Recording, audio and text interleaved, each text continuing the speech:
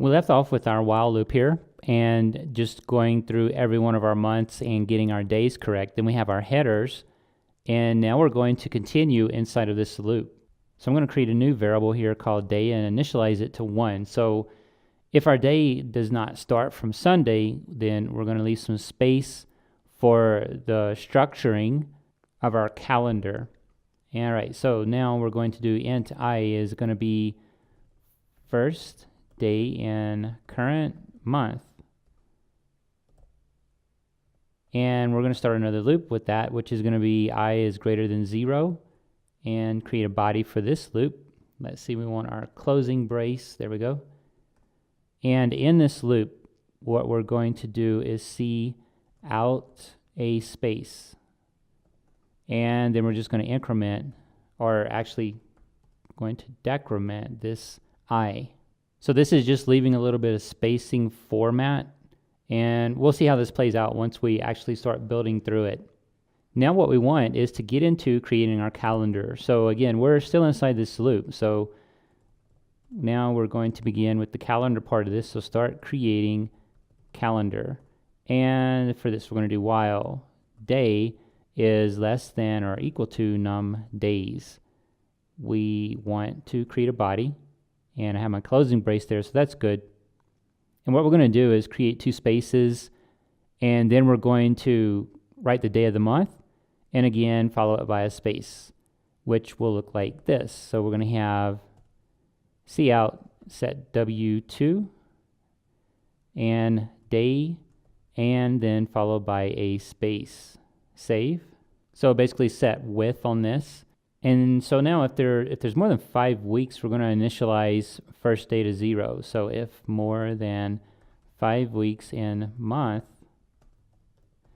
initialize first day to 0.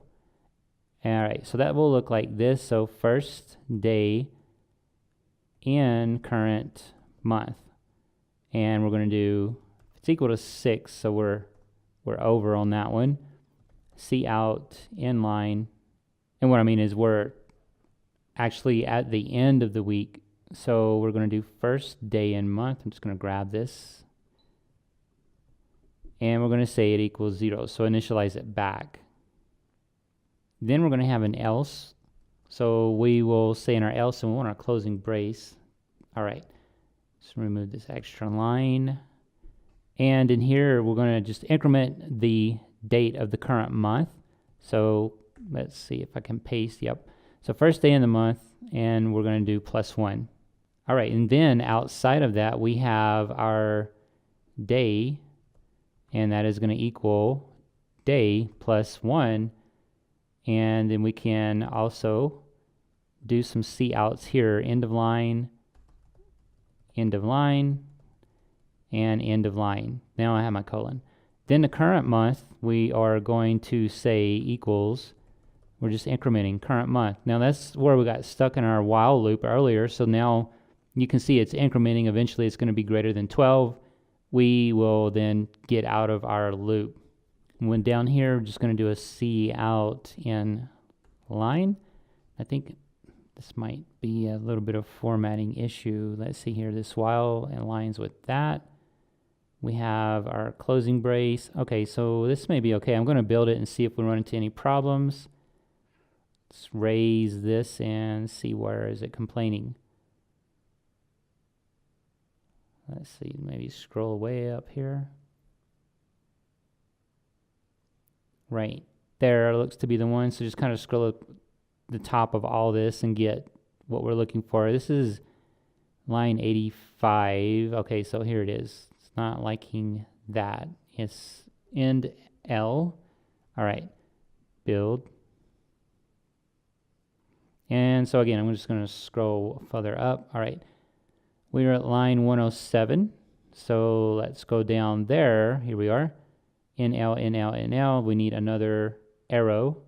Save that one and build. Okay, so at least it builds. Now we're going to see if it will run. So let's go ahead, do 2016. All right, what do these look like? And let's see, November, October, September. So this is looking pretty good. And looks like we have an issue there. Yeah, so the first week actually has a problem that we're going to need to look into. Yeah, so we're getting some stuff up here. It's not exactly what we want, but our days are there. So 28, March is 31, April is 30. Let's just scroll on down. So 31, November's 30, October's 31. So that part right there at least is looking good. And now it's just a matter to figure out where's the problem, where's it breaking down that it's not getting this kind of formatting here correct. So I just scroll to the top of this.